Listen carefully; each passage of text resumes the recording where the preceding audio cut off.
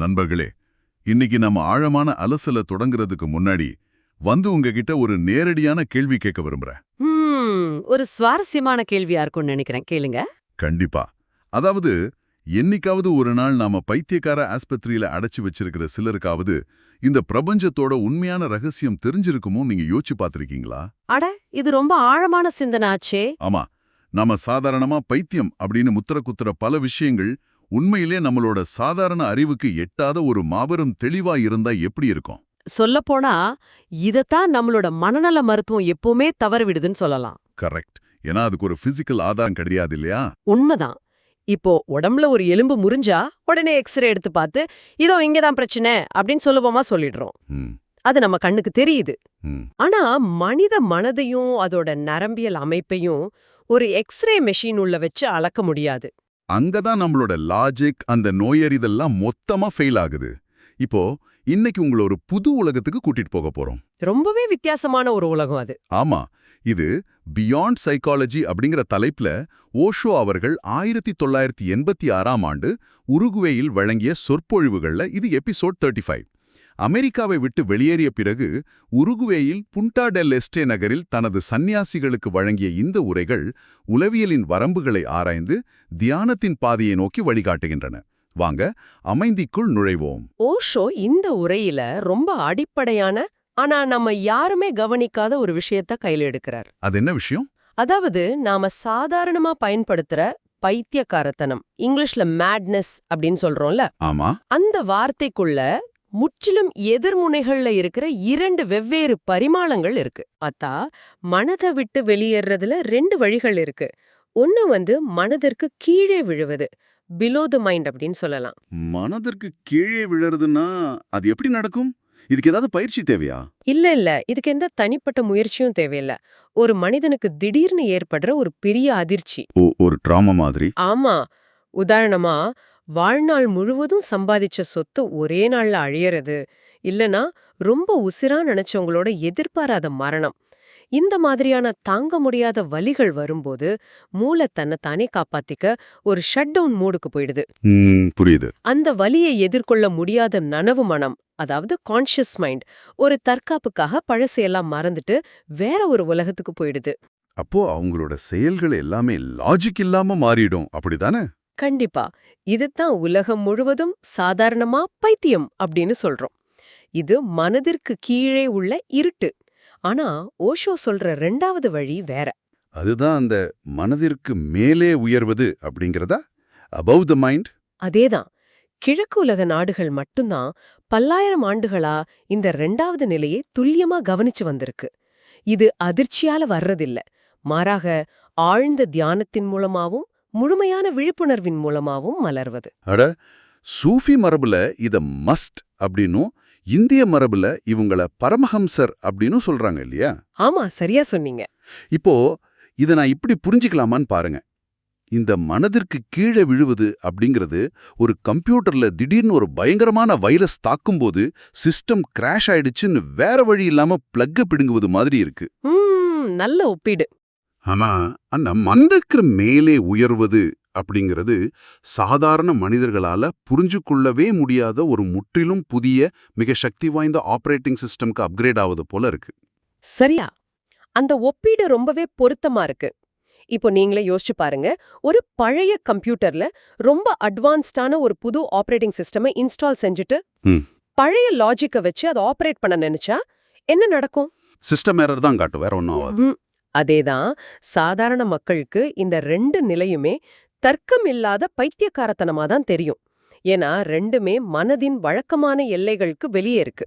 ஆனா அந்த புது ஓஎஸ் அப்கிரேட் சாதாரண மனித மனதை விட பல மடங்கு உயர்ந்த ஒரு தர்க்கத்தை கொண்டது. அப்சல்யூட்லி. இப்போ உங்களை மாதிரி எனக்கு ஒரு சுவாரஸ்யமான கேள்வி வரலாம். இந்த மாதிரி சூப்பர் கம்ப்யூட்டர் அப்கிரேட் ஆன ஒரு மனிதன் நிஜ வாழ்க்கையில எப்படி இருப்பான்? இத தெரிஞ்சுக்க நாம 19ஆம் நூற்றாண்டுல கல்கத்தாவுக்கு பயணிக்கணும். கங்கை நதிக்கரையில் வாழ்ந்த ராமகிருஷ்ண பரமஹம்சரோட வாழ்க்கை ஒரு மிகச்சிறந்த உதாரணம் சொல்றீங்க. ஆமா, அவர் எந்த பள்ளிக்கூடத்துக்கும் போகாத கல்வி அறிவில்லாத ஒரு மனிதர். ஆனா அந்த காலகட்டத்துல இந்தியாவோட தலைநகரமா கல்கத்தா தான் இருந்தது. ஆமா, அங்க கேசவ சந்திர சென் அப்படின்னு ஒரு மிகப்பெரிய அறிஞர் இருந்தார்ல. கரெக்ட். பிரம்ம சமாஜத்தின் இணை நிறுவனர் அவர். எப்பேற்பட்ட அறிஞர்களா இருந்தாலும் தன்னுடைய வாத திறமையாலேயே அவங்கள வீழ்த்திடுவார். அப்படிப்பட்ட அவருக்கு ஒரு படிக்காத கிராமத்து மனிதரான ராமகிருஷ்ணர் காலில் பல்கலைக்கழக பேராசிரியர்கள் எல்லாம் விழுந்து வணங்குறத பார்த்து ரொம்பவே கோபம் வந்துருச்சு. ஓ, ஈகோ ஹர்ட் ஆயிடுச்சு போல. ஆமா, அவரை நேரில் சந்தித்து விவாதம் செய்து அவருடைய புகழ அழிக்கணும்னு முடிவு செஞ்சார். நூற்றுக்கணக்கான சீடர்களோட தர்க்கம் செய்ய ஒரு பெரிய படையையே கூட்டிட்டு வர்றாரு கேசவச்சந்திரசன். ராமகிருஷ்ணரின் சீடர்களுக்கெல்லாம் பயங்கர பதற்றம். ஒரு படிக்காத மனிதர் இந்த மாபெரும் தர்க்கவாதியை எப்படி எதிர்கொள்ளப் போகிறாருன்னு எல்லாரும் பயந்து போய் நிக்கிறாங்க. ஆனா அங்க நடந்ததே வேற. ராமகிருஷ்ணரோட ரியாக்ஷன் உலகத்தையே திருப்பி போடுற மாதிரி இருந்துச்சு. அவர் கொஞ்சம் கூட பதற்றப்படலன்னு படிச்சிருக்கேன். பதற்றமா? வாய்ப்பே இல்ல.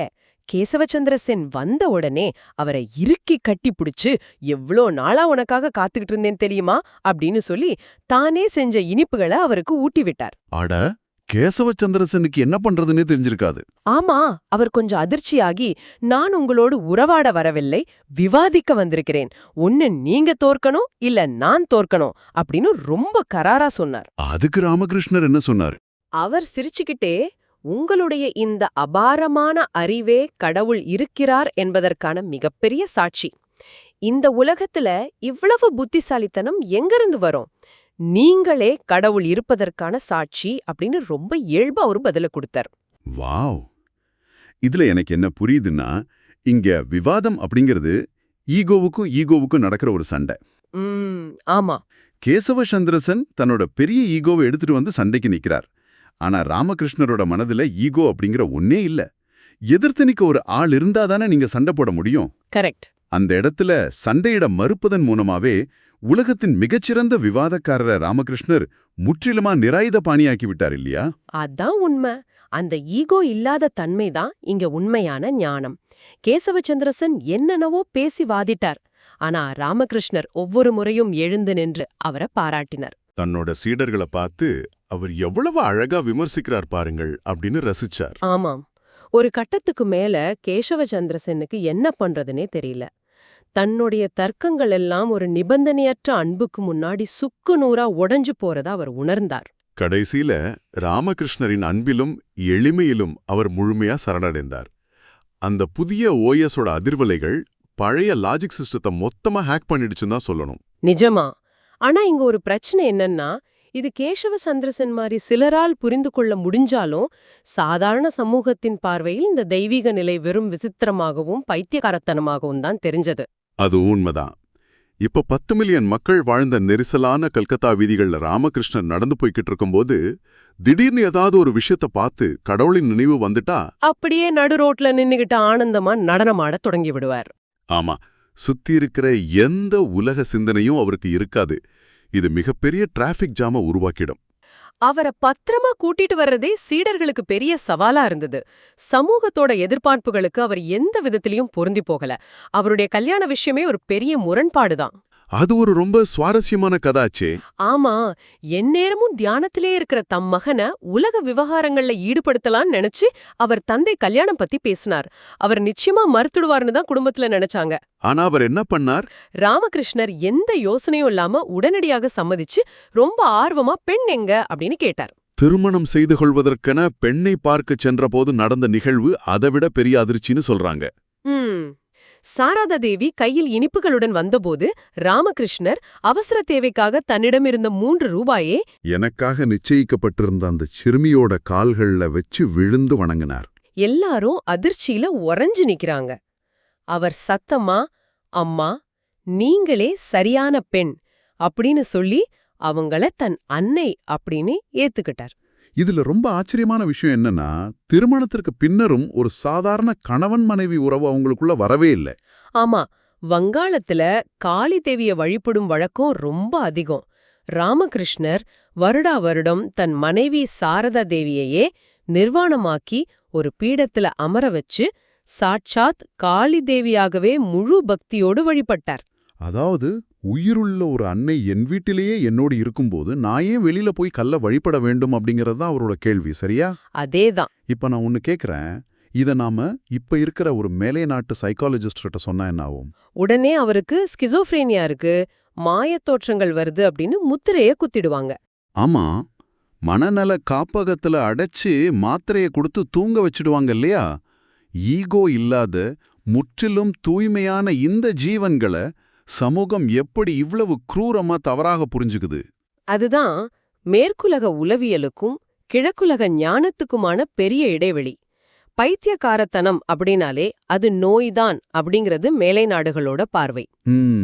ஆனால் இது மனதிற்கு அப்பாற்பட்ட ஒரு தெய்வீக நிலை அப்படின்னு புரிஞ்சுக்கிற பக்குவம் இந்தியாவில பல்லாயிரம் வருஷங்களா இருந்திருக்கு. இத வெறும் விசித்திரமான செயல்களா மட்டும் பார்க்க கூடாது. பின்ன எப்படி பார்க்கணும்? அவர் ஒட்டுமொத்த பிரபஞ்சத்துடனும் எந்த அளவுக்கு ஆழமா கனெக்ட் ஆகியிருந்தார் அப்படிங்கறத புரிஞ்சுக்கிட்டா நம்மளோட மருத்துவ அறிவே ஆடி போயிடும். ஓ, அதுக்கு ஓஷோ சொல்ற அந்த படகு சம்பவம் ஒரு மிகச்சிறந்த உதாரணம்னு நினைக்கிறேன். ஆமா, அது ரொம்ப ஆழமான ஒரு சம்பவம். ராமகிருஷ்ணரும் அவரோட சீடர்களும் கங்கை நதியில ஒரு படகில் போய்கிட்டு இருக்காங்க. திடீர்னு நடு ஆற்றுல ராமகிருஷ்ணர், என்னை அடிக்காதீர்கள், நான் எந்த தவறும் செய்யவில்லையே, ஏன் என்னை இப்படி அடிக்கிறீர்கள் அப்படின்னு வலியில் துடிச்சு போய் அலறத் தொடங்குறார். அடக்கடவுளே, சீடர்களுக்கு என்ன நடக்குதுன்னே புரிஞ்சிருக்காதே. ஒண்ணுமே புரியல. படகுல அவரை யாருமே தொடல. ஆனா அவருடைய சட்டைய கழற்றி பார்த்தா அவர் முதுகுல சவுக்கால் அடிபட்டதற்கான ரத்த காயங்களும் தழும்புகளும் அப்படியே உரிச்சு வச்ச மாதிரி இருக்கு. அவங்க எல்லாரும் அதிர்ச்சியில உறைஞ்சு போயிட்டாங்க. இதோட அறிவியல் அல்லது உளவியல் பின்னணி என்னங்க? எப்படி ஒருத்தர் அடிக்கப்படும் போது இன்னொருத்தர் முதுகுல தழும்பு வரும்? இது எப்படி சாத்தியம்? இங்கதான் நாம நனவு நிலையின் உச்சத்தை புரிஞ்சுக்கணும். சாதாரண மனிதர்களான நம்ம உடம்புக்கும் வெளியில இருக்கிற உலகத்துக்கும் இடையில ஒரு கண்ணுக்கு தெரியாத தடுப்பு சுவர் இருக்கு. அதுதான் நான் அப்படிங்கிற ஈகோ. ஓகே, அந்த ஈகோ தான் இது என் உடம்பு, அது வேற ஒருத்தரோட உடம்பு அப்படின்னு பிரிச்சு பாக்குது. கரெக்ட். ஆனா ராமகிருஷ்ணர் மாதிரியான பரமஹம்சர்களுக்கு அந்த நான் அப்படிங்கிற எல்லையே கிடையாது.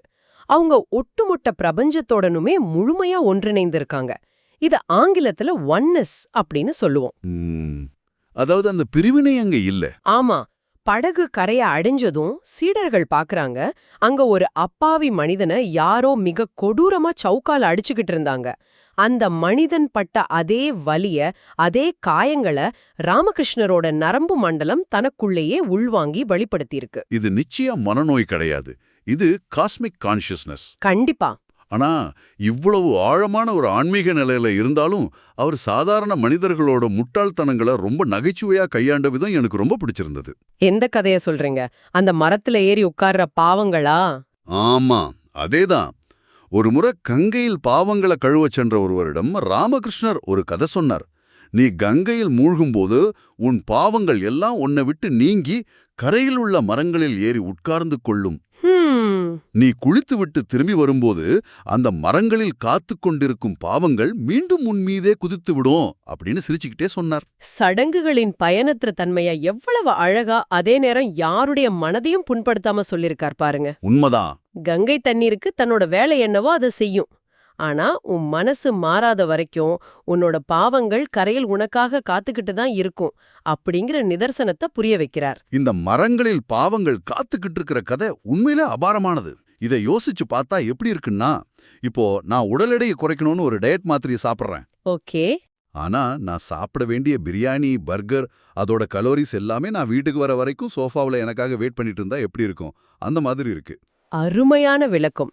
யாரையும் நேரடியாக தாக்காமலேயே மனிதர்களோட மூட நம்பிக்கையை தோலுரிச்சு காட்டியிருக்கார். இதனாலதான் இவங்கள பரமஹம்சர் அப்படின்னு கிழக்குலகம் போற்றுது. பரமஹம்சம்னா அந்த அன்னப்பறவைக்கு சொல்றது தானே? ஆமா. நீரையும் பாலையும் எப்படி அன்னப்பறவை பிரித்து அருந்துமோ அதுபோல உலகத்தின் இருளையும் ஒளியையும் பொய்யையும் உண்மையையும் எந்தவித முயற்சியும் இல்லாம இயல்பாகவே பகுத்தறியும் தன்மை அது. வாவ். ஆனா இங்க ஒரு பெரிய சோகம் என்னன்னா, மேற்குலக உளவியலுக்கு இந்த நனவு நிலையை எப்படி கையாளுவதுன்னே தெரியல. இத ஒரு மாபெரும் குறைபாடா ஓஷோ முன்வைக்கிறார். சிக்மண்ட் ஃப்ராய்ட், கார்ல் ஜங் இவங்களோட வருகைக்கு பிறகுதான் மேற்குலக உளவியல் நனவிலி மனம், அதாவது அன்கான்ஷியஸ் மைண்ட் அப்படிங்கிற ஒன்னையே ஏத்துக்குச்சு. அது வரைக்கும் நனவு மனம் மட்டும்தான் உங்களுக்கு தெரியும். ஆமா. ஆனா இந்திய மனோதத்துவத்தில் பல்லாயிரம் ஆண்டுகளாகவே காஸ்மிக் சூப்பர் கான்ஷியஸ், அதாவது பிரபஞ்ச நனவு நிலை அப்படிங்கிற உச்சகட்ட நிலை வரையறுக்கப்பட்டிருக்கு. இந்த சூப்பர் கான்ஷியஸ் நிலையை புரிஞ்சு கொள்ளாததாலேயே மேலை நாடுகள்ல பல பெரிய அறிஞர்களும் கலை நிபுணர்களும் பைத்தியக்காரர்களா முத்திரகுத்தப்பட்டு ஆஸ்பத்திரியில் அடைக்கப்பட்டாங்க. இதுல வின்சென்ட் வான்கோவோட கதை ரொம்பவே மனச பிசைற மாதிரி இருக்குமே. ஆமாங்க, உலக புகழ்பெற்ற ஓவியரான அவரை 1 வருஷம் மனநல காப்பகத்துல அடைச்சி வச்சாங்க. அங்க இருந்தப்போ அவர் நட்சத்திரங்களை சுருள் சுருளா வரைஞ்சார், ஸ்பைரல்ஸ் மாதிரி. அத பார்த்து ஒட்டுமொத்த உலகமும் சிரிச்சுது. நட்சத்திரங்கள் எப்படி சுருள் வடிவில் இருக்கும், இவன் ஒரு முழு பைத்தியம் அப்படின்னு அவரை ஒதுக்குனாங்க. ஆனா சரியா 100 வருஷங்கள் கழிச்சு நவீன இயற்பியல் விஞ்ஞானம் என்ன கண்டுபிடிச்சது தெரியுமா? நட்சத்திரங்கள் உண்மையிலேயே சுருள் வடிவானவை அப்படிங்கறத ஆதாரப்பூர்வமா நிரூபிச்சாங்க. அட, வான்கோ எந்தவிதமான அறிவியல் கருவிகளும் இல்லாம தன்னுடைய தூய்மையான நனவு நிலையின் மூலமா அறிவியலுக்கு 100 வருஷம் முன்னோக்கி அதை பார்த்திருக்கார். ஆமா, பைத்தியம் அப்படின்னு உலகம் ஒதுக்கிய ஒருத்தர் பிரபஞ்சத்தோட உண்மையான வடிவத்தை பார்த்திருக்கார். இது மட்டுமா, அவர் மரங்களை வரைஞ்ச விதம் கூட ரொம்ப வித்தியாசமா இருந்தது. மரங்கள் நட்சத்திரங்களை தாண்டி விண்ணை நோக்கி வளர்வது போல அவர் ஓவியம் வரைஞ்சார். ஏன்னு கேட்டதுக்கு, மரங்கள் நட்சத்திரங்களை நோக்கி உயர்வது என்பது ஒட்டுமொத்த பூமியின் பெருவிருப்பம், ஆம்பிஷன் ஆஃப் தி எர்த் அப்படின்னு அவர் சொன்னார். எவ்ளோ பெரிய விஷயம் பாருங்க. இன்னைக்கு மனிதன் நிலவுக்கும் செவ்வாய்க்கும் ராக்கெட் அனுப்புறது கூட அந்த பூமியின் பெருவிருப்பத்தோட ஒரு பகுதிதான் அவர் அப்பவே உணர்ந்திருக்கார். வான்கோ மாதிரியான தொலைநோக்க சிந்தனையாளர்கள் அந்த புது ஓஎஸ்ல இயங்கிக்கிட்டு இருந்தாங்க. ஆனா சுத்தி இருந்த சமூகம் அவங்கள பழைய லாஜிக் வழியா பார்த்து பைத்தியம்னு முத்திர குத்திடுச்சு. உளவியல் அப்படிங்கிறது மனிதர்களை எப்படியாவது சாதாரண நிலைக்கு திரும்ப கொண்டு வரவே முயற்சிக்கிறது. அதுக்காக மாத்திரைகள், எலக்ட்ரிக் ஷாக் அப்படின்னு பல சித்திரவதைகளை செய்யுது. இது எனக்குள்ள ஒரு பெரிய கேள்வியை உருவாக்குது. உளவியல் சொல்லிக் கொடுக்கிற அந்த சாதாரண நிலை என்பது ஒருவேளை மனித வளர்ச்சியில மிகவும் கீழான ஒரு படியா இருந்தா என்ன செய்யறது? இது ரொம்ப முக்கியமான கேள்வி. எல்லாரும் ஒரே மாதிரி சிந்திக்கணும், ஒரே மாதிரி செயல்படணும்னு சொல்றது ஒரு கூட்டு முட்டாள்தனமா கூட இருக்கலாம் இல்லையா? நாம உண்மையான ஞானிகளை பைத்தியக்கார கப்பகங்களை அடைத்து வைக்கிறோமா அப்படிங்கிற கேள்வி ரொம்பவே அச்சுறுத்துது. கண்டிப்பா, இது சைக்காலஜி ஃபீல்டுல இருக்கிற எல்லாரும் தங்களை நோக்கி கேட்டுக்க வேண்டிய கேள்வி. அதிர்ச்சியால மனதுக்கு கீழே விழுந்தவர்களை காப்பாற்றி சாதாரண நிலைக்கு கொண்டு வர்றது சரி. ஆனா தியானத்தின் மூலமா மனதிற்கு மேலே உயர்ந்தவர்களை மீண்டும் கீழே இழுத்து வருவது மனித குலத்தின் பரிணாம வளர்ச்சிக்கே செய்யற மிகப்பெரிய துரோகம். சரி, இந்த உன்னத நனவு நிலை ஒரு மனிதனோட வலிய, மரணத்தை எப்படி கையாளும்? ராமகிருஷ்ணரின் இறுதி நாட்களை ஓஷோ ரொம்ப ஆழமா இதுல விவரிக்கிறார். ராமகிருஷ்ணருக்கு தொண்டை புற்றுநோய் வருது இல்லையா? ஆமா. அவரால் தண்ணீர் கூட அருந்த முடியாத அளவுக்கு கடுமையான வலி. அவருடைய சீடர்களுக்கெல்லாம் இது பெரிய வேதனை. அவங்க ராமகிருஷ்ணர் கிட்ட, நீங்க நினைத்தால் எதையும் குணப்படுத்த முடியும், கண்களை மூடிக்கொண்டு பிரபஞ்சத்திடம் பேசி இந்த நோயை குணப்படுத்த கேளுங்களேன்னு கெஞ்சுறாங்க. ஆனா ராமகிருஷ்ணர் கண்களை மூடி தியானத்துல உட்கார்ந்தா ஒட்டுமொத்த உலகத்தையும் மறந்துடுவாரு. அதுதான் நடந்தது. சீடர்கள் கேட்டப்போ அவர் சொன்னார், முழுமையான அமைதியில் அங்கே நான் வேறு பிரபஞ்சம் வேறு என்ற பிரிவே இல்லை. அங்கே தேவைகளோ கேட்கும் பொருட்களோ இருப்பதில்லை. இது ஒரு முழுமையான சரணடைதல். தனக்குன்னு ஒரு எல்லை இல்லைங்கிறப்போ அந்த வலிய கூட அவர் தன்னுடையதா பார்க்கல. ஆனா கடைசியில அவருடைய மனைவி சாரதா தேவி கண்ணீரோடு வற்புறுத்தி கேட்டதால வேற வழி இல்லாம அவருக்காக ராமகிருஷ்ணர் கண்களை மூடி கடவுளிடம் கேட்டார். அப்போது ஒரு குரல் அவருக்கு கேட்டது, உன்னால் மற்றவர்களின் தொண்டைகள் மூலம் சாப்பிட முடியாதா? நீ இன்னும் உன் சொந்த உடம்பின் மீதுதான் பற்று வைத்திருக்கிறாயா? ஆமா, இது பிரபஞ்சத்தின் குரல். ராமகிருஷ்ணர் உடனே கண்களை திறந்து, இனி நான் அனைவரின் தொண்டைகள் மூலமும் சாப்பிடுவேன் அப்படின்னு சொல்லி சிரிச்சார். இதுதான் எல்லையை தாண்டிய பிரபஞ்ச நனவு நிலை. உண்மை அப்படிங்கிறது எங்கோ ஒரு பெட்டிக்குள் மூடி வைக்கப்பட்டு நீங்க போய் தேடி கண்டுபிடிக்கிற ஒரு பொருள் கிடையாது. அது என்னோட அகநிலை அப்படின்னு ஓஷோ சொல்றாரு இல்லையா? சப்ஜெக்டிவிட்டி. கரெக்ட். நீங்களேதான் அந்த உண்மை அப்படிங்கிறத ஓஷோ இங்க ஆழமா பதிய வைக்கிறார். சரி, இந்த உன்னத நிலையை அடைய ஓஷோ என்ன வழி சொல்றார்? அவர் கவனித்தல் அப்படிங்கிற ஒரு மெத்தட முன்வைக்கிறார். விட்னஸிங். ஆமா, நம்மோட எண்ணங்களை, செயல்களை ஒரு குழந்தை மாதிரி எந்த ஜட்ஜ்மெண்ட்டும் இல்லாம கவனிக்க ஆரம்பிக்கணும்னு சொல்றாரு. ஆரம்பத்துல ஒரு குழந்தை மாதிரி தூய்மையா கவனிக்கிறது சரிதான். ஆனால் காலப்போக்கில் அந்த கவனிப்பவர், கவனிக்கப்படும் பொருள் அப்படிங்கிற வேறுபாடும் மறைஞ்சு போகணும். அந்த குழந்தைத்தனம் அப்படிங்கிற எண்ணம் கூட மறந்துவிடும். அங்க அமைதியோ பேரானந்தமோ அப்படிங்கிற எந்த உணர்வும் இருக்காது. எதையும் பிரதிபலிக்காத ஒரு காலியான கண்ணாடி, எம்டி மிரர் போல மாறுவதே இறுதி நிலை. அந்த எல்லையற்ற வெறுமைதான் வீடு திரும்புதல். நாமளும் இப்போ இந்த ஆழமான உரையாடலின் முடிவுக்கு வந்துட்டோம். நண்பர்களே, இந்த ஒரு புதிய கோணத்தோடு உங்களை சிந்திக்க விட விரும்புறேன். உங்கள் வாழ்க்கையில எப்பவாவது நீங்க மிகவும் குழப்பமாக அல்லது இந்த உலகத்தோட லாஜிக் உங்களுக்கு செட் ஆகாத மாதிரி எல்லாரை விட்டும் துண்டிக்கப்பட்டதாக உணர்ந்த தருணங்கள் வந்திருக்கலாம். ஒருவேளை அந்த தருணங்கள் சாதாரண மனதின் எல்லைகளை தாண்டி ஒரு உயர்ந்த நிலைக்கு பயணிப்பதற்கான பிரபஞ்சத்தின் அழைப்புகளாக இருந்தால் என்ன செய்வது? நம்முடைய குறுகிய அறிவை வச்சுக்கிட்டு இதுதான் சரி என்று தொடர்ந்து துன்பப்படுவதை விட அனைத்தையும் கடந்து நிற்கும் இந்த தெய்வீக பைத்தியக்காரத்தனத்தை நோக்கி நம் நனவு நிலையை விரிவுபடுத்த வேண்டிய நேரம் இதுதானோ? யோசித்துப் பாருங்கள். ரொம்பவே ஆழமான சிந்தனை. எவ்வளோ நேரம் கேட்டதுக்கு ரொம்ப நன்றி. இந்த Tamil voice reach channel monetisation இல்லாம தான் நடக்குது. இந்த ஆடியோ புத்தகம் உங்களுக்கு பயன் தருதுன்னு நினைத்தா இந்த முயற்சி தொடர்ந்து போக உங்க ஆதரவு மிகவும் உதவும். என்னோட இந்த முயற்சிக்கு நன்கொடை அளிக்க விருப்பம் இருந்தால் டிஸ்கிரிப்ஷன்ல கொடுக்கப்பட்டுள்ள UPI ID மூலம் வழங்கலாம். உங்களால முடிஞ்ச அளவு போதும். சிறிய ஆதரவும் பெரிய உதவிதான். இந்த வீடியோ உங்களுக்கு பயனுள்ளதாக இருந்தா சப்ஸ்கிரைப் பண்ணுங்க. மற்றவர்களுக்கும் பகிர்ந்து கொள்ளுங்கள். இந்த கருத்துக்கள் அவர்களுக்கும் தேவையாக இருக்கலாம். லைக் பண்ணுங்க, உங்க கருத்துக்களை கமெண்ட்ல பகிருங்க. மனப்பூர்வமான நன்றி.